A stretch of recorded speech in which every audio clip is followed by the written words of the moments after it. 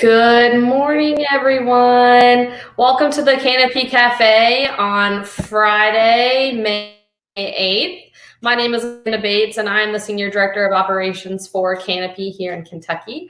And this morning we have a dear friend of mine as our guest, JK McKnight. How are you doing this morning, JK? Welcome. I'm chipper. How are you doing? I'm doing good. I already drank most of a French press on my own, so I'm just basically 100% caffeine at this point. Yeah, I hear you. Same. Yeah. Good. Well, how have you been? It's been a second since I've got to see you in real life, so I'm excited to be able to see you in a digital form. The same. I've been good. I was already kind of in a 60-day quarantine with a newborn, so there's been some changes, but not a ton. But yeah, it's wild times we're living in right now, for sure. That's awesome. I'm glad. And how old is your newborn? 5 weeks today. Wow. Oh, that's so exciting. Congratulations. Thank you. Yeah, so a lot of sleepless. Well, we've actually been really good on sleep for the most part. But yeah, it's been a transition. It always is. Yeah, absolutely. Well, tell me, outside of quarantine, what have you been up to? Sure. Just been consulting a lot, trying to help folks around the community, especially in the artist community. There's been so many cities that have been so hard hit by this. I was on a call last week with friends from Preservation Hall Jazz Band in New Orleans, which was one of the first epicenters of this crisis. And there's so many musicians there that create this really integral community institution. And to see what they're going through and what our local musicians are going through, and friends and industry colleagues I've just had for 20 years across the country.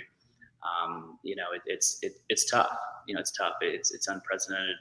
And, I wish I could say that it would be another 100 years before something like this happens again. But I think we're all accepting that we're in a new reality now, and we have to adapt to it, and prepare for what's next. Yeah, that's really insightful. So for our audience and the people that don't know kind of your background with the Forecastle Foundation and the Forecastle Festival itself, why don't you just give like a couple sentences on that? And then I have some great follow-up questions on how you think the industry is going to change given COVID moving forward. Sure, absolutely. So founder of Forecastle Foundation, Man's Land, a lot of different ventures here in Louisville. But all kind of together in the thread of sustainability and having a triple bottom line impact on your community, your country, your planet. I started on everything pretty early, 21 years old, started my festival and grew from there and took it from a small community event of about, it's generous to say 65 people, most of which were the bands participating, and then grew it to about 65,000. Have since gone on to work more on the philanthropic side of the event. Also have a consulting company that works with entrepreneurs and small businesses and large businesses all across the country on business development, sales, marketing, PR, but most importantly, how to integrate your business or organization to have a meaningful impact, beyond your bottom line to your community, your country, your planet. I think we're seeing right now a need for that more than ever, and it's affecting everyone differently. But the one thing I'm seeing out there is a need for everyone to be together and support one another and join forces. That's awesome. You are a man of many talents. And I am myself, as long as some of the other people on our team are huge music fans. And, one of the first big moments for me when we saw COVID hit was when South by Southwest canceled the festival. And that's when I knew that things were really headed in a specific direction. So I know it might be too soon to kind of make best guesstimations about what the future of music festivals is going to look like, at least in this interim time, and concerts and experiencing music. But in your kind of vast knowledge and experience, what do you think that's going to look like moving forward? Yeah, that's a great question. So I kind of divide that question into two. I mean, I think one, there's the physical side of it, and then there's the psychological side. So in the physical side, I think I read last week that, certain states, I think Missouri's the first one that's going to begin allowing gatherings, not mass gatherings, but gatherings to happen again. On the opposite end of the spectrum, I think New York City's mayor has said that there's not going to be any gatherings until 2021. And I think all the other states, will fall somewhere in between that. I mean, I do think this is a time of local decisions and state decisions, decide what's best for each municipality. But yeah, it's going to be an incredibly traumatic year for the industry. As music begins to roll out, but on such a different level than it ever has before. So, again, I think there's the health side of this. When is it safe? When it is safe, define that. How many people. The second half, which is much more of an uncertainty, is just the psychological side of this. I mean, what are people going to feel safe?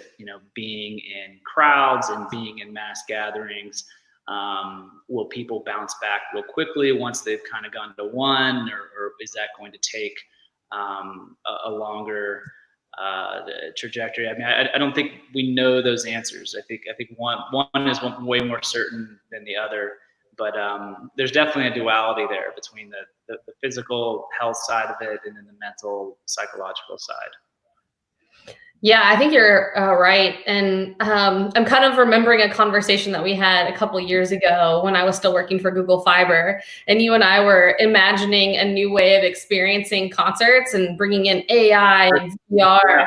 Yeah, and so I'm wondering if, out of this pandemic, that the innovation and the entrepreneurs will start trying to figure out a new way to experience concerts and shows. And I'm excited to see what that could look like in order to kind of combat what you were talking about that mental safety and security, as well as the physical security and keeping people healthy.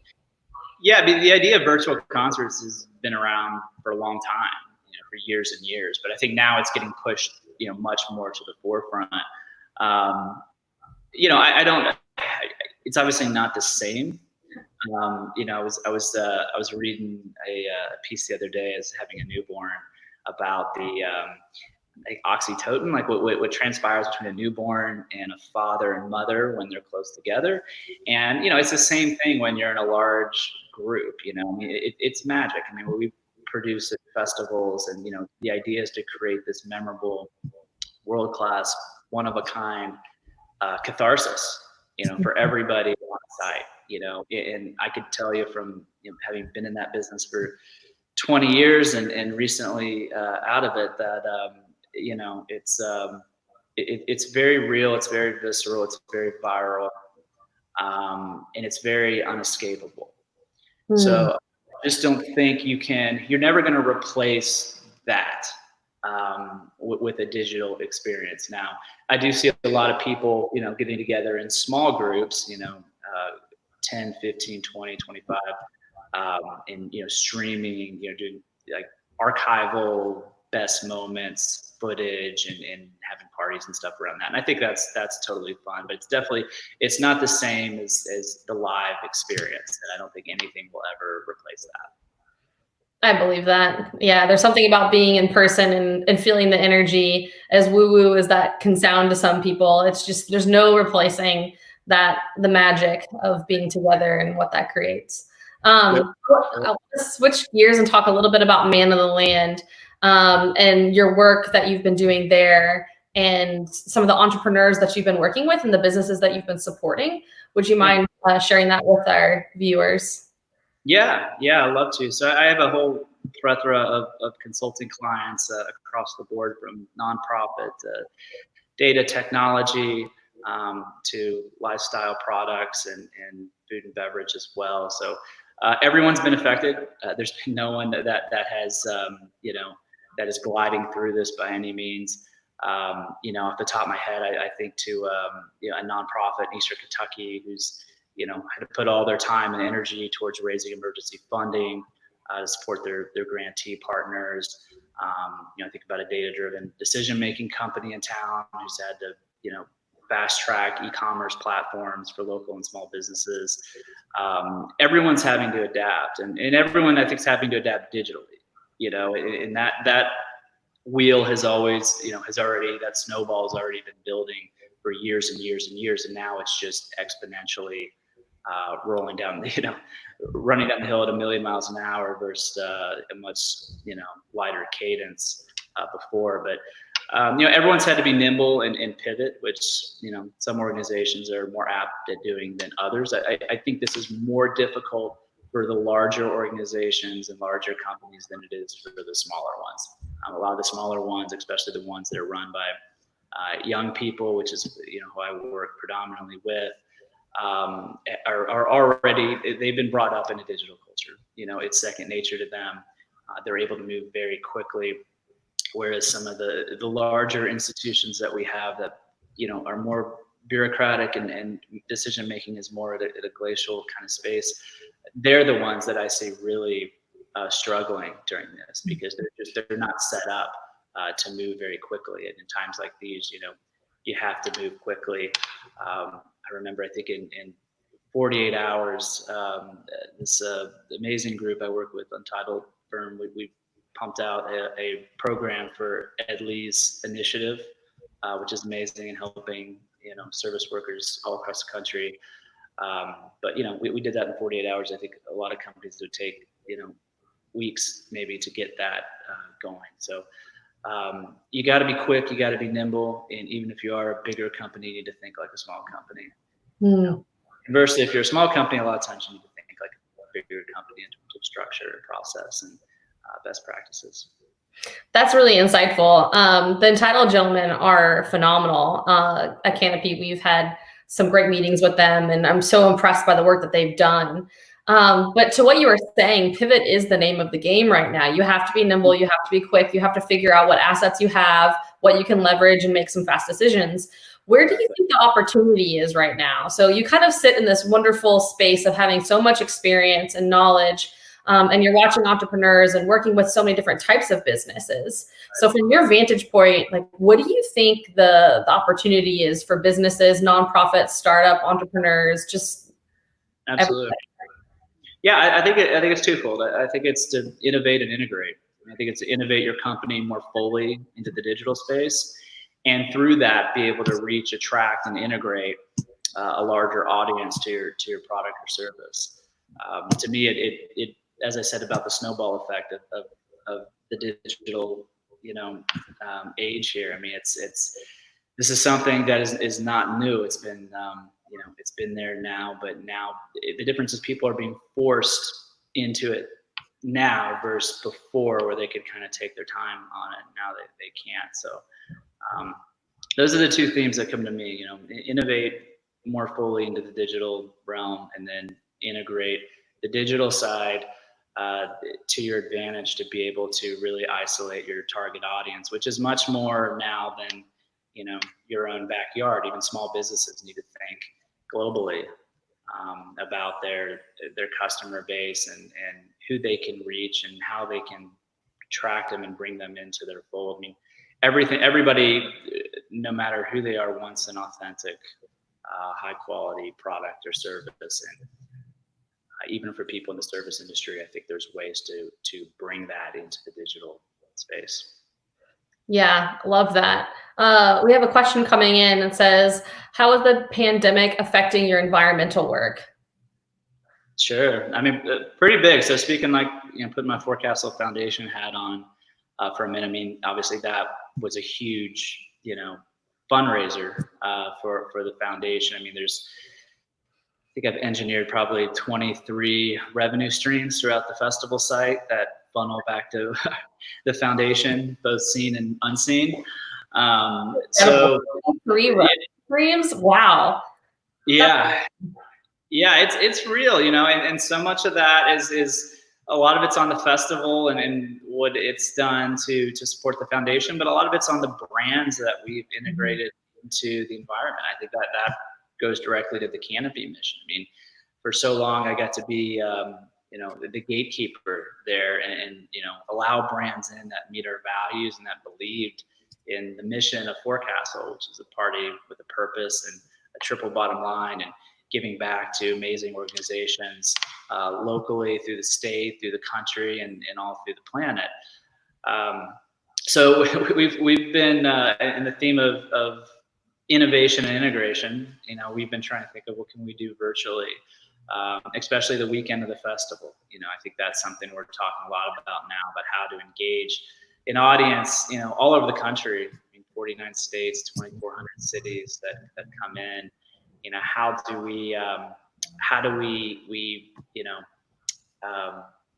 capture them that weekend still, which so many people come year after year from so many places, and they have that weekend circled, and a lot of them have some connection to Kentucky or to Louisville. How do we do something special for them that really, I think, puts an emphasis on the environmental nonprofit side of the festival, which is in my opinion, the heart and soul of it. It's the reason I did it in the first place, and the reason that I'm still involved on the periphery of it. That's amazing. I love how you say party with a purpose. I remember the first time that you said that, and I was like, yes, that is brilliant. And talking about, I'm sorry. So you can double down on that. Yeah. I think most people, how not? I mean, how do you not want to have fun, but also be supporting your community? I mean, to me, it's what we're seeing right now. It's like a shock to the system for everyone. But everyone out there is now, everything that has been, taken for granted. Mm-hmm. Your favorite restaurants, your favorite coffee shops, your favorite gathering spaces. It's really putting an emphasis that we have to support these things. Like these institutions don't just survive and thrive on their own. We're all kind of in it together, and to me that goes to the very center and core constitution of Forecastle. Giving back to the community, involving the community, supporting the community. So I think we're all, we're all seeing that in a new light right now. I think that's right. Good business seems to be popping up everywhere, and people are really starting to consider their employees, their customers, their communities in a way that people haven't experienced before. But for someone like you who designed an entire festival about having fun, but really supporting a community and supporting people and doing the right thing, I'd love to hear about, how you got to doing good. Was it just an intuitive feeling?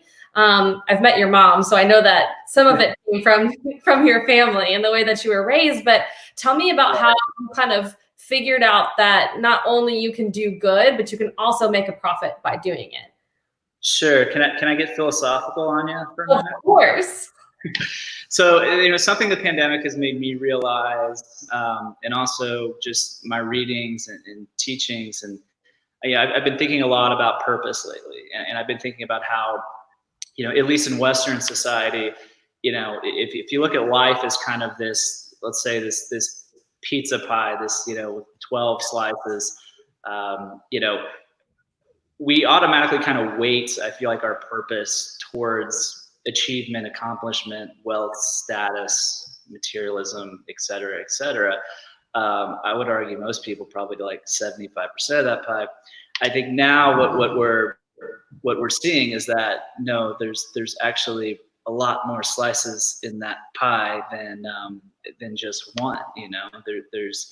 There's health, there's family, there's community, there's country, there's service. There's all these different slices that we really, I think, to live a purposeful life and to live one of fulfillment, because ultimately happiness is a byproduct of fulfillment. We need to address all those slices, every single week, and I've been really focusing on that and trying, and, thinking about how I can even do more now in service than I've done the past 20 years, and how that creates a level of fulfillment that money and status and whatever just can never achieve. So as that kind of relates back to your original question there, I think it was intuitive for me. I think growing up, I just, my parents involved me in the community. I remember like going door to door and working on like, governor campaigns and local, politics was something very local to us, and something, so I think I kind of got in through that. And then,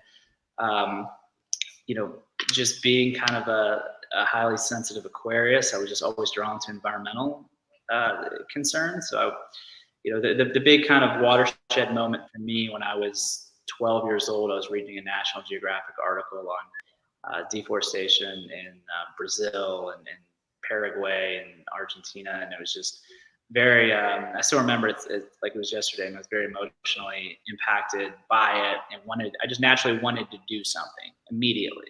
I didn't, and maybe that's more the activist side of me came out, but then that never left me, and then Forecastle became part of that. And then I also just I think of an understanding of how we come from nature, human beings, our ancestors, we're very much part of nature, and the further that we go from it, the more kind of insular we are, and the more sometimes overly tied to our mobile phones that we are, the further and further we get away from our native state. And I think that right there is what's creating so much anxiety and just kind of social ills that we have. It's just not.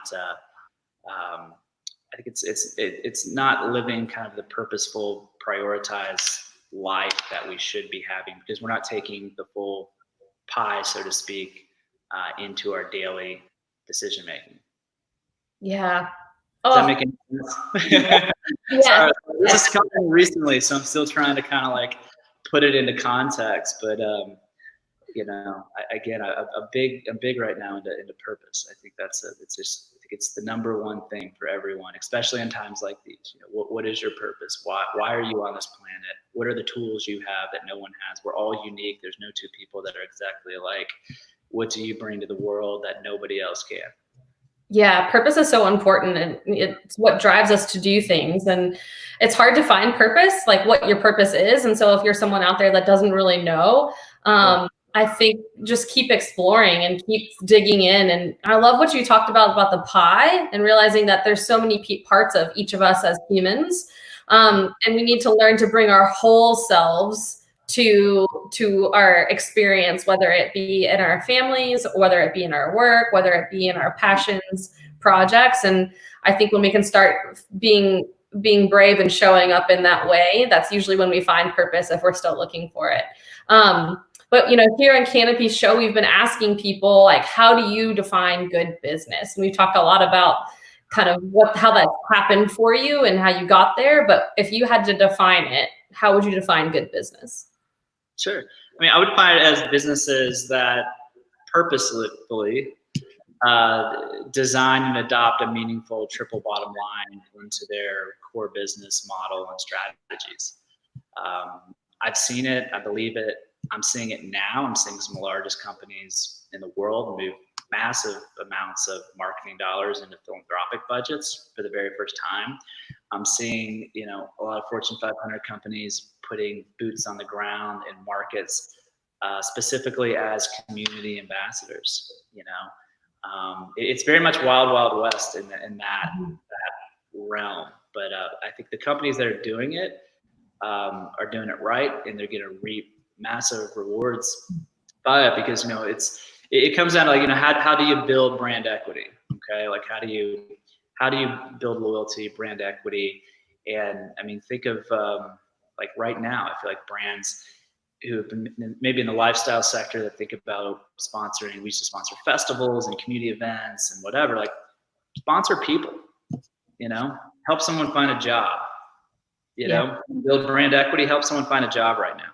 Help a whole group. I watched the whole thing on CNN the other night about how Asian Americans, I think in New York City, have 6,900% increase in unemployment versus all the other ethnicities in the city. Okay, like there's an opportunity right there. Um, so I think there's a lot that brands and companies and organizations can do to collaborate, and that's that was one of the reasons I decided to expand myself outside the festival arena into consulting, was to help bring business and nonprofit together in a way that they never previously imagined possible. And that's something I did for 15 years in the festival space. I saw how for brands it was able to create an engagement platform that I like to say reached the unreachable, but it did, and they held on to those fans. And but it all goes back to having purpose, having meaning, authenticity, quality, character, soul. These are parts that brands need to be thinking about now more than ever. So for entrepreneurs, business owners, nonprofit executives that are listening to this and want to find purpose or make a pivot and kind of figure out what their new voice is and our new normal, where can they reach out and find you, JK, at Man of the Land? Sure. So manoftheland.org or jkmcknight.com. They both go to the same place. That kind of has a good portfolio of my work, and then a little bit on what I'm working on now. So it's all about helping entrepreneurs, helping brands, help them reach the summit of their potential, which is something that I felt I was able to do in the first chapter of my life, and now trying to figure out third and fourth. But nothing makes me happier than seeing a young entrepreneur or a veteran brand be able to reinvent themselves, see themselves in a new light, and get to that peak that they've always been imagining, dreaming about. It's always been a mirage, and helping it go from being a mirage to a reality. Well, as entrepreneurs and as community members and all of the pieces of the puzzle, it's like, a never ending top. We keep doing the work, and we keep climbing the mountain, and we keep reinventing ourselves. So we have a few more minutes left. We'd love to hear about the book that you've been working on. Sure. So I've been working on a book for 5 years, and it's an entrepreneurial book, but written through the lens of the creative community. I have a bunch of working titles for it right now, so I won't spit those out just yet, but it's been really cool. Myself and Cal Meredith interviewed over 100 artists.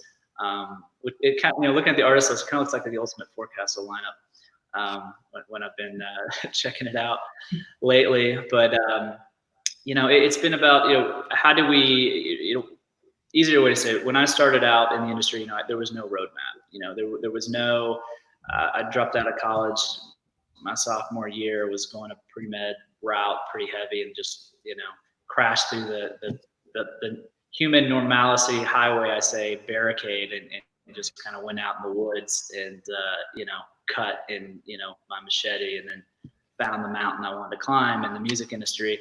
And it was really difficult, and I wish I would have had more mentors, and I wish I would have had some sort of compass and guidebook to teach me how to get from foothold A to B to C to D, and it didn't exist. So my thought was, let's make it exist. Let's create a roadmap for the next generation of young creatives and entrepreneurs, because what we find is that the struggles that the creative community goes through are the same struggles the entrepreneur community goes through. It doesn't matter what business, product, service you're involved in; it's all the same. So we interviewed artists, and we kind of start at the moment of that they decide to kind of take the proverbial leap. They're the only ones that believe in it. When I kind of crashed through the barricades there, I said, and then we follow them into their first moment of validation, and then we extract all the qualities and characteristics in between that got them from point A to B, and B to C, and D to E, so on and so forth. So it's been super exciting. Interviewed a ton of amazing artists and heard a ton of amazing stories. Still gathering content. So if there's any artists listening out there that find that appealing and have a great story, hit me up. But yeah, super exciting. Hoping to finish it this year, have it out next year, and check that off the life bucket list. I love that. I love how you talked about that the creative journey for entrepreneurs and artists can often be similar because it's a big, hairy, audacious idea, right? And you just have to make that jump and believe that you can do it, whether it's a product or whether it's a brand or whether it's an album or a painting or a sculpture or whatever it is. It's something that's like burning in your soul that keeps you awake at night that you just have to do. And so I love that you're telling the story of the musician from that vantage point. Well, I'm seeing a note on screen that our Ben Lee has a couple of things that he wants to add into this. So I'm going to turn it over to him to be able to jump in and you guys can chat. But thank you so much, JK. It was great to be able to chat with you this morning. It was an honor. Thank you. Yeah, sorry, I didn't actually have anything. I was making a joke in the private chat about I've got a couple things for the book about being an artist and musician, but we've already chatted, so I was just being. You're right. Ben is in many chapters in this book. We did 2 interviews with Ben, not one. I don't think we did 2 interviews with anyone else. So so I didn't have anything necessarily to add in the stream. I was just joking around. I'll make sure not to joke in the private chat anymore. So thanks for being on the show, though, JK. Appreciate you. Thank you for coming. No problem. Keep up the good work. Thanks, JK. Bye. See ya. Well, thank you for joining us today on our Canopy Cafe. We hope that you enjoyed hearing from JK, Man of the Land, and Forecastle Foundation, Forecastle Show. If you go online to support us at canopyky.org, we'd love for you to come and support good business and help us make Kentucky first in good business. And we will be back next week with another edition of our Canopy Cafe. Thanks so much.